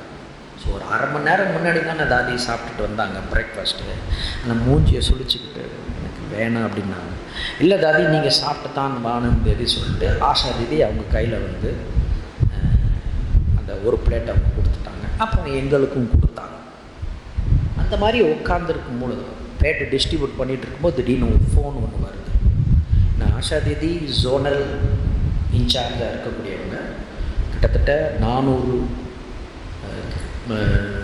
கீதா பாடசாலா கிளை நிலையங்கள் மற்றும் நிலைய மையங்கள் எல்லாம் சேர்த்து கிட்டத்தட்ட 400 வரைக்கும் டெல்லியில் இருக்குது. ஸோ ஏதோ ஒரு சென்டர்லேருந்து ஒரு பிரச்சனை நிமித்தமாக அந்த ஃபோன் கால் வந்தது. ஸோ நம்ம முன்னால் உட்காந்து ஒரு சென்டரோட விஷயத்தை பற்றி பேச முடியாது இல்லைங்களா. அதனால் தீதி எந்திரிச்சு ஆஷா தீதி எந்திரிச்சு கொஞ்சம் தூரத்தில் போய் ஃபோன் பேச ஆரம்பிச்சிட்டாங்க. அப்போ நாங்களும் தாதி மட்டும்தான் உட்காந்துருக்கோம். அப்போ அந்த காட்சியை நீங்கள் கொஞ்சம் கற்பனை பண்ணி பாருங்கள். நீங்கள் இப்போ தாதி அப்போ தானே சாப்பிட்டுட்டு வந்தாங்க, கையில் ஆஷா தீதி கொடுத்துட்டு போயிட்டாங்க. இது என்ன பண்ணணும், சஃபல் பண்ணணும் அப்படின்னு சொல்லிட்டு எங்கள் ஒவ்வொருத்தரையும் கூப்பிட்டு ஒவ்வொரு பழமாக எடுத்து வாயினால் கையினால் தாதி வந்து ஊட்டி விட்டது. அந்த கண்கொள்ளா காட்சிங்கிறது வந்து வாழ்க்கையில் மறக்க முடியாத அனுபவம். ஏன்னா தாதி பாப்சமான ஆயிட்டாங்க. அந்த ஒரு அன்போடு அவங்க மெதுவாக அப்படி நம்ம வாயில் அவங்க ஊட்டி விட்டு கொடுத்தது. இப்போ நம்ம அஃபெக்ட பார்த்தாதா அந்த ஸ்பூனை எடுத்துகிட்டு எல்லாருக்கும் இப்படி காட்டுவார், நான் உங்களுக்கு கொடுக்குறேன் அப்படிங்கிறது காமிச்சேன். ஆனால் அந்த செயல் வடிவமாக பாபா எங்களுக்கு ஊட்டி விட்டார் அப்படிங்கிறது அது எவ்வளவோ அனுபவம் இருந்தால் இந்த அனுபவங்களை வந்து ஒரு மறக்க முடியாத ஒரு அனுபவமாக இருந்துருக்கு. இன்னொரு முறை என்ன ஆச்சு அப்படின்னு பார்த்தீங்கன்னா, ஓஆர்சி வந்து கொஞ்சம் பெரிய ஏரியா இல்லைங்களா, கிட்டத்தட்ட 28 ஏக்கர் நிலம் இருக்கக்கூடியது. ஒரு இடத்துலேருந்து இன்னொரு இடத்துக்கு போகிறதுனா டைம் ஜாஸ்தி இருக்கும். சேவைக்காக ரொம்ப ஃபாஸ்ட்டாக போகணும் அப்படிங்கிறதுக்காக எல்லாருக்கும் சைக்கிள் கொடுத்தாங்க. ஸோ அந்த மாதிரி எனக்கும் சைக்கிள் கொடுக்கறதுக்காக வந்திருக்கும்போது 10 குரூப்பாக தான் சைக்கிள் வந்தது. ஸோ அந்த சமயத்தில் எனக்கு டேர்ன் வந்துருந்தது. இது வந்து வேறு ஒரு சமயத்தில் நடந்த ஒரு நிகழ்ச்சி சம்பவம் வந்து முரளி கிளாஸ் முடிஞ்சிருச்சு. தீதி வந்து ஒரு விஷயத்தில் ஏதோ கொஞ்சம் பிஸியாக இருந்துட்டாங்க. அப்போது நம்மளுடைய தாதிக்கு வந்து துணையாக இருக்கக்கூடியவங்க 2 பிராமணிகள் இருந்தாங்க. ஒருத்தவங்க பேர் வந்து நீலு. அந்த நீலுவை நீங்கள் எல்லோரும் பார்த்துருப்பீங்க. பாபா ஸ்டேஜில் இருக்கும் பொழுதும் வந்து இந்த ரதத்துக்கு சரி பண்ணிகிட்டு இருப்பாங்க. இன்னொருத்தவங்க தாரான்னு ஒருத்தவங்க இருக்கிறாங்க. அவங்க கொஞ்சம் சிறு வயசுக்காரவங்க. அவங்க ரொம்ப இன்னசென்ட்டான ஒரு சகோதரி. அவங்க போய் சொல்லிடுறாங்க, தாதி சைக்கிள் ஏதோ வந்திருக்குதுங்க சார், தாதி நீங்கள் வந்து இந்த சைக்கிளை வந்து பிரதர்ஸுங்களுக்கு கொடுக்கணுமா, நீங்கள் வாங்க சாவி கொடுக்கறதுக்கு வாங்க அப்படின்னாங்க. அப்போ நம்ம என்ன பண்ணுவோம், புதுசாக ஒன்று சைக்கிள் வருதுன்னா அந்த கொஞ்சோன்னு குங்குமம், அரிசி, மஞ்சள் அரிசி, அப்புறம் சந்தனம் இதெல்லாம் எடுத்துகிட்டு வருவோம். அப்போ அதில் என்ன பண்ணோம், ஸ்வஸ்டிக் போடுவோம் இல்லைங்களா. ஸ்வஸ்டிக் போட்டு அதுக்கு மேலே குங்குமத்தை வச்சு அதுக்கு மேலே அரிசி வச்சு வர்றான்னு கொடுத்து ஏதோ ஒன்று நம்ம செய்வோம். 12 சைக்கிள் அன்றைக்கி வந்திருந்தது. வந்த உடனே பார்த்தாங்க. அப்போ தாதி சொன்னாங்க, நாங்கள் சின்ன கராச்சியில் இருக்கும் பொழுது ஒரு சைக்கிளில் பாபா கொடுத்தாருன்னா அந்த சைக்கிளை முழுசாக பிரிச்சுட்டு திருப்பியும் பூட்டுறதுக்கு பாபா எங்களுக்கு வந்து ட்ரைனிங் கொடுத்துருந்தாரு அப்படின்னு சொல்லிவிட்டு அந்த நிகழ்ச்சி அவங்களுக்கு ஞாபகம் வந்தது போல தான். அதை சொல்லிவிட்டு அப்புறம் ஒவ்வொரு சைக்கிளுக்கும் அந்த ஸ்வஸ்டிக்கோட சிம்பல் போட்டு குங்குமத்தை வச்சு அரிசியை வச்சு வரதானா அப்படி அந்த கையை கொடுத்து தட்டி கொடுத்து சொல்லிட்டு 9 சைக்கிளில் முடிச்சிட்டாங்க. அப்போ ஆஷா தீதி வர்றாங்க, தாரா என்ன பண்ணிட்டு இந்த வேலையில் தாதி மூலியமாக அப்படி செய்ய வச்சுட்டு இருக்கிறியா அப்படி சொன்னாங்க. கோய்வா பரவாயில்ல மீதி இருந்த 3 சைக்கிளுக்கும் போட்டு கொடுத்து அப்புறம் ஒவ்வொருத்தர் கையிலையும் அந்தந்த சாவியை வந்து தாதிங்கிறது கொடுத்தாங்க. என்ன சொல்ல வரேன்னா, எந்த ஒரு சேவையாக இருந்தாலும் அந்த அன்பில் மூழ்கி தாதி வந்து அதை செய்வாங்க. யாராவது ஒரு பிரச்சனையின் மூலமாக சென்டர் மையத்தில் இருக்கக்கூடிய பிரச்சனையின் மூலமாக தாதிக்கிட்ட பேசினாங்க அப்படின்னா இதுதான் கேட்பாங்க. தாதி டென்ஷனோடு கேட்பாங்க. அப்போ சொல்கிறவங்களுக்கு ஒரு நம்பிக்கை வரும், ஆஹா தாதி நான் சொல்கிறத கூர்ந்து கேட்குறாங்க அப்படின்னு சொல்லிட்டு. ஆனால் உண்மையில் அங்கே உள்ளுக்குள்ளே நடக்கக்கூடிய விஷயம் என்னன்னு பார்த்தீங்க அப்படின்னா, பாபா சாக்காரத்தில் இருக்கும்போது பார்த்திங்கன்னா நம்ம அந்த தாதிகள்லாம் வந்து அந்த இது கொடுப்பாங்க இல்லைங்களா, சார்ட்டு கொடுப்பாங்க இல்லைங்களா, அவள் அப்படியே அந்த ஒவ்வொரு பேஜாக அப்படி திருப்புவாராம். திருப்பும்போது எந்த இடத்துல தவறு இருந்து கரெக்டாக அங்கே நிற்பாராம். பச்சி இஸ்கத்தோட சம்பாலம் இதை கொஞ்சம் கரெக்ட் பண்ணிக்க அப்படின்னு சொல்லுவாராம். அந்த மாதிரி எந்த ஒரு சகோதரிகள் மைய நிர்வாகிகள் சகோதரிகளாகப்பட்டவங்க அந்த பிரச்சனைகள் சொல்லும்போது தாதி மிகவும் கூர்ந்து கவனித்து எந்த இடத்துல தப்பு இருக்குதோ அந்த இடத்த வந்து இப்படி செஞ்சால் நல்லா இருக்கும் அப்படின்னு சொல்லிட்டு செய்யுங்கன்னு சொல்ல மாட்டாங்க, இப்படி செஞ்சால் நல்லா இருக்கும் அப்படின்னு சொல்லிட்டு தாதி தன்னுடைய அந்த கருத்தை தெரிவிச்சுட்டு டிட்டாச் ஆகிடுவாங்க. அதனால் தாதி வந்து ஒரு நாளைக்கு அதிகபட்சமாக 300 and 350 வார்த்தைகள் தான் 24 மணி நேரத்தில் பேசுவாங்க. ஒரு முறை நம்ம ஆஷா தீதி, கீதா தீதி, சுக்லா தீதி எல்லாரும் உட்காந்து ஏதோ ஒரு மீட்டிங் போட்டுட்ருக்குறாங்க. தாதி ட்ரைனிங் சென்டர்லேருந்து ஒரு கிளாஸை முடிச்சுட்டு சென்டரில் இருக்கக்கூடிய சகோதரிகள் வருவாங்க இல்லை, அவங்களுக்கு கிளாஸை முடிச்சுட்டு கிளப் காரில் வர்றாங்க. இப்போ நம்மளாம் என்ன பண்ணுவோம், இப்படி வரும் என்ன அப்படின்னு நம்ம எட்டி பார்ப்போம். அந்த அட்ராக்ஷனில் அவங்க போகவே இல்லை. அவங்களுடைய சேவையே அவங்களுடைய கதாபாத்திரம் பிரகாரம் செஞ்சுட்டு இருக்கிறாங்க. அந்தளவுக்கு தாதி டிட்டாச்சு ஸ்டேஜ், அந்த சைலன்ஸினுடைய சக்தி. அவங்க பாட்டுட்டு அந்த ரதத்தை அப்படியே ஓட்டிகிட்டு போயிட்டாங்க. ஸோ அப்போ நம்ம கண்கூடாக தாதியை பார்க்க முடிஞ்சுது. அந்த ஆத்மா செப்பரேட்டு, இந்த ரதம் செப்பரேட்டு அப்படின்னு சொல்லிட்டு அவ்வளோ பொறுமையாக நிதானமாக நடந்துட்டு போவோம். பிரகாஷ்மணி தாதி இதை பார்த்தோன்னா ஒரு தடவை அந்த 2003ஆவது வருஷம் 2004 வந்து மெகா ப்ரோக்ராம் 1 லட்சம் பேரை சேர்க்கணும் அப்படின்னு சொல்லிட்டு ஒரு ப்ரோக்ராம் நடந்தது. அந்த ப்ரோக்ராம் நல்லபடியாக முடிஞ்சிருச்சு. அந்த ப்ரோக்ராம் முடிஞ்சு 2 நாளில் சரி அந்த ப்ரோக்ராமுக்கெல்லாம் யாரெல்லாம் சகயோகம் பண்ணாங்களோ அவங்கள கூப்பிட்டு ஒரு பிளஸ்ஸிங்ஸு டோலி கொடுக்கணும் அப்படின்னு சொல்லிட்டு அந்த ப்ரோக்ராம் கிட்டத்தட்ட 2.5 மணி நேரம் 2.25 மணி நேரம் நடந்துட்டு. அப்போ தாதிக்கு பார்த்தீங்கன்னா தாதி எப்படியும் 83, 84 ஏஜில் அவங்க இருந்தவங்க. இப்போ 2.5 மணி நேரம் உட்காந்தாலும் கூட இடையில எந்திரிச்சு வாஷ்ரூம் போயிட்டு வருவாங்க. இந்த 2.25 மணி நேரத்தில் கிட்டத்தட்ட ஒரு 3 முறை எந்திரிச்சு போயிட்டாங்க. வாஷ்ரூம் போயிட்டு வரும்பொழுது இந்த குரூப்பை பார்ப்பாங்கள்ல, பிளஸ்ஸிங்ஸ். 2வது முறை போயிட்டு வந்தும் கூட இப்போ தானே பிளஸ்ஸிங் கொடுத்தோம் அப்படிங்கிற எண்ணம் இருக்காது. அது சதா அவங்க மனசுலேருந்து அந்த நல் ஆசி நல் உணர்வுங்கிறது அவங்களுக்குள்ள சதா வந்துக்கிட்டே இருக்கும். அந்த பக்தி மார்க்கத்தை சொல்லி அக்ஷய பாத்திரம் எடுக்க எடுக்க எடுக்க அது பாட்டு வந்துக்கிட்டே இருக்கும். அந்த அளவுக்கு பாபா வந்து எல்லா தாதிமார்களையும் இந்த பேஹத் எல்லைக்கு அப்பாற்பட்ட நிலைமைக்கு எடுத்துகிட்டு போயிட்டான். கடைசியாக என்னுடைய ஒரு அனுபவத்தை சொல்லிட்டு நான் உங்களுக்கு முடிச்சுக்கிறேன். பாபா எப்படி நம்மளுக்கு வந்து தடைகள் வந்தாலும் உதவி பண்ணுறாரு அப்படின்னு சொல்லிட்டு. ஸோ 1996 சவுதி அரேபியாவுக்கு நம்ம ஜாபுக்காக அங்கே போனோம். ஸோ அது வந்து ஒரு பெரிய ஹாஸ்பிட்டல். அதில் ஸ்டாஃபே கிட்டத்தட்ட 2800 பேர் வேலை செஞ்சாங்க. அதில் வந்து பாரதம், ஸ்ரீலங்கா, பங்களாதேஷ், பாகிஸ்தான், பிலிப்பைன்ஸ் இந்த மாதிரி 3வது தேச நாடுகள் எல்லா பணியாளர்களும் அங்கே சேவை செஞ்சு ஜாபுங்கிறது பண்ணிகிட்டு இருந்தாங்க. அங்கே ஒரு 27-28 பேர் உள்ள தமிழ் குரூப்புக்காரங்களும் அங்கே ஜாப் பண்ணிகிட்டு இருந்தாங்க. அவங்க ஒரு சின்ன ஒரு சந்தோஷத்துக்காக என்ன பண்ணியிருக்கிறாங்க அப்படின்னா, யார் ஒரு நபர் புதுசாக வந்தாலும் சரி அவங்க என்ன பண்ணணும், அந்த 26 பேருக்கு முன்னால் இருக்கிறவங்களுக்கு சின்ன ஒரு ட்ரீட் மாதிரி கொடுக்கணும். முதல் மாதம் 2வது மாதம் சம்பளம் எடுத்த பிறகு, ஏன்னா வரும்பொழுது நிறைய பேர் கடன் பட்டு தானே விசா எடுத்துகிட்டு ஜாப் எடுத்துகிட்டு வருவாங்க. அதனால் முதல் மாதம் 2வது மாதம் கொடுக்கணும் இல்லை, கடனுக்காக நீங்கள் பணத்தை அனுப்புங்க. 3வது மாதம் என்ன பண்ணணும், அவங்களுக்காக பிரியாணி ஆக்கி போடணும். நான் அந்த நேரத்தில் ஒரு 6 வருஷம் வரைக்கும் பாபா நாலேஜில் இருந்துட்டு இருந்தோம். ஆனால் உண்மையில சொல்லப்போனால் 17 மாதம் வரைக்கும் நான் பாபா நாலேஜ் வந்தும் கூட மாமிசம் என்பது சாப்பிட்டுட்டு தான் இருந்தேன். அதுக்கப்புறமேட்டு தான் கொஞ்சம் கொஞ்சமாக இந்த மாமிசம் நம்ம நிறுத்தினது. அப்போ கிட்டத்தட்ட 4.5 வருஷம் கழித்து மாமிச உணவு சாப்பிடாமல் தெய்வீகமான சாத்வீகமான சாப்பாடு சாப்பிட்டுக்கிட்டு நம்ம அந்த நேரத்தில் அங்கே போன நேரத்தில் பிரியாணியும் சமைச்சாச்சு. ஆனால் அந்த மச்சம் போடுறதுக்கு முன்னாடி அதில் உள்ள மசாலாவை தனியாக கொஞ்சமாக எடுத்துகிட்டு ஒரு கிளாஸ் அரிசியை போட்டு எனக்கு மட்டும் தனியாக சமைச்சிருந்தேன் நான்.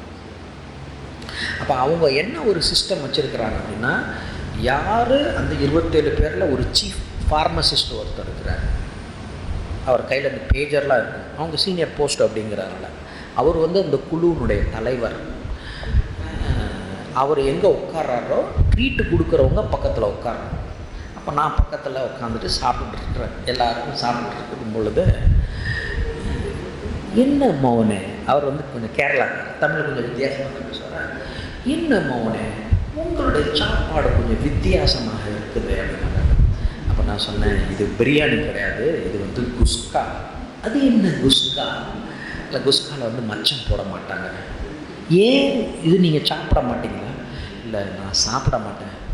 எப்பா எல்லோரும் நிறுத்துங்கப்பா, அவர் சாப்பிட மாட்டாராப்பா, அதனால் நீங்களும் சாப்பிடக்கூடாது. புதுசாக போயிருந்தோம், பயந்துட்டோம் நம்ம. இல்லை, எங்களுக்காக இன்றைக்கி நீ சாப்பிட்டா தான் நாங்கள் சாப்பிடுவோம் அப்படின்னு சொல்லிவிட்டு ஒரு பீஸை எடுத்து வாயில் திணிச்சு, நானும் அந்த பயத்தில் அதை மெண்டு இது என்னமோ ஒரு மாதிரி டேஸ்ட்டு போய் உள்ளே தள்ளியாச்சு. சரின்னு ட்ரீட் எல்லாம் முடிஞ்சிருச்சு. அன்றைக்கி வெள்ளிக்கிழமை, ஏன்னா அங்கே வந்து வியாழன் வெள்ளி தான் லீவ், அங்கே விடுமுறை. இந்த ஜும்மா தொழுவுறதுக்கான அன்றைக்கி லீவ் விட்டுருவாங்க. ஸோ தொழுகை 12:30 நடக்கும், 1:30 எல்லாம் வந்தாங்க. 2:45 சாப்பிட்டுட்டு எல்லோரும் அவங்கவுங்க வீட்டுக்கு போயிட்டாங்க. இப்போ நாங்கள் இருந்த ஒரு ஃப்ளாட்டில் பார்த்திங்கன்னா ஒவ்வொரு ஃப்ளாட்லேயும் 2 எம்ப்ளாயீஸ், ஒரு கிச்சன், ஒரு டைனிங், 2 ரூம் இருக்கும். ஒவ்வொரு எம்ப்ளாய்க்கும் ஒவ்வொரு ரூம் இருக்கும். நான் என்னோடய ரூமில் படுத்துருக்கிறேன், என்னோடய ரூம்மேட்டு இன்னொரு ரூமில் உட்காந்து படுத்து தூங்கிட்டு இருக்கேன். அவரும் ரெஸ்ட் எடுத்து போயிட்டாப்ப. ஆரம்பிச்சதே 3:30 வாயினாலையும் போகுது, வயிற்றாலையும் போகுது. 7-8 முறை எந்திரிச்சு நடந்து கிடந்து போனதில் உடம்புல தான் கம்ப்ளீட்டாக எல்லா ட்ரெயின் ஆகிடுச்சுங்களே. தெம்பு இல்லாமல் படுத்துக்கிட்டு சொல்லிட்டு நான் அணத்திக்கிட்டே இருக்கிறேன். 5:30 மணிக்கு என்னோடய ரூம் பார்ட்னர் எழுந்துட்டு வர்றாரு. என்னடா சத்தம் வித்தியாசமாக வருது அப்படின்னு சொல்லிவிட்டு அவர் வந்து என்னை பார்த்த உடனே, டேய் என்னடா ஆச்சு, பேசுகிறது கூட எனக்கு தெம்பு இல்லை. அவர் உடனே பயந்துட்டு அவருக்கு ஃபோன் பண்ணி அந்த சீஃப் ஃபார்மசிஸ்ட் இருக்கார் இல்லைங்களா, அண்ணா இது மாதிரி அவனுக்கு ரொம்ப முடியாமல் இருக்கிறான், வயிற்றால் போட்டுருக்குறோம் அப்படின்னு சொன்னேன். அவர் ஏதோ ஒரு சாதாரணன்னு நினச்சிக்கிட்டு, ஃபார்மசிஸ்ட்டுங்கெலாம் கொஞ்சம் எமர்ஜென்சிக்காண்டி டேப்லெட் ரூம்லேயே வச்சுருப்பாங்க இல்லைங்களா, வயிற்றால் டேப்லெட் எடுத்துகிட்டு வர்றாரு. சரி மாத்தா கொடுத்தா சரியாக போயிடும்னு சொல்லிட்டு, என்னுடைய நிலைமையை பார்த்தோன்னா ஐயோ இவன் கதி ரொம்ப மோசமாக இருக்குது அப்படின்னு சொல்லிட்டு உடனே பேஜரில் மெசேஜ் கொடுத்து 5 நிமிஷத்தில் ஆம்புலன்ஸ் வந்துருச்சு. என்னை தூக்கி போட்டு 6 குளுக்கோஸ் பாட்டில் கொடுத்து 5 நாளைக்கு மெடிக்கல் லீவ் கொடுத்துட்டாங்க டாக்டர். அப்புறம் 5ஆம் நாள் வந்தார். அப்போ நான் சாமி, நான் இனிமேல் உன்னை மச்சு சாப்பிடணுன்னு நான் சொல்லவே மாட்டேன்டா அப்படின்னு சொல்லிட்டு அவர் கையெடுத்து அவர் கும்பிட்டார். நாம் எங்கள் பவித்திரத்துக்காக நாம் வந்து முயற்சி செய்யும் பொழுது விக்னங்கள் தடைகள் என்பது வந்தாலும் கூட பாபாவுடைய உதவி என்பது கொடுக்கறதுக்காக பாபா எப்பயுமே சதா இருப்பார். கண்ணாண்ட பார்க்குறேங்களா, ஒரு சின்ன கோழி 10 முட்டை விட்டு குஞ்சு பொறிச்சு 10 கோழி இருக்கும்போது ஒரு பருந்து பக்கத்தில் வந்துட்டுனா அந்த கோழி போய் எப்படி அந்த குஞ்சை போய் காப்பாற்றும். அந்த மாதிரி பாபா ஒவ்வொரு குழந்தைங்களுக்கும் வரக்கூடிய தடைகளை இருந்து காப்பதற்காக பாபா சதா ஆஜராகி இருப்பார்.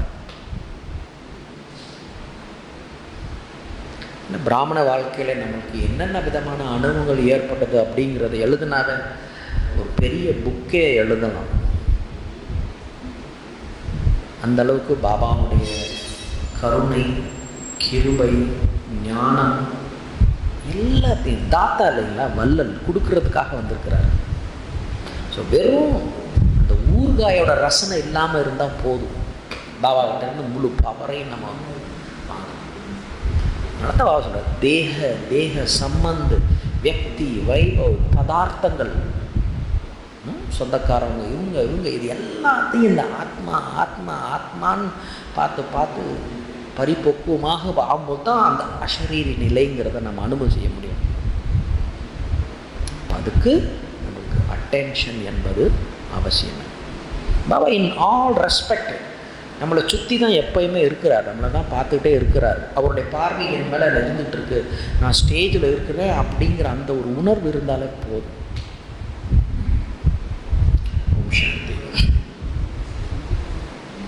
2 நிமிஷம் பாபாவை நம்ம முடிஞ்ச வரைக்கும் அந்த ட்ரில்லை பண்ணி பாருங்கள். Try to do the drill.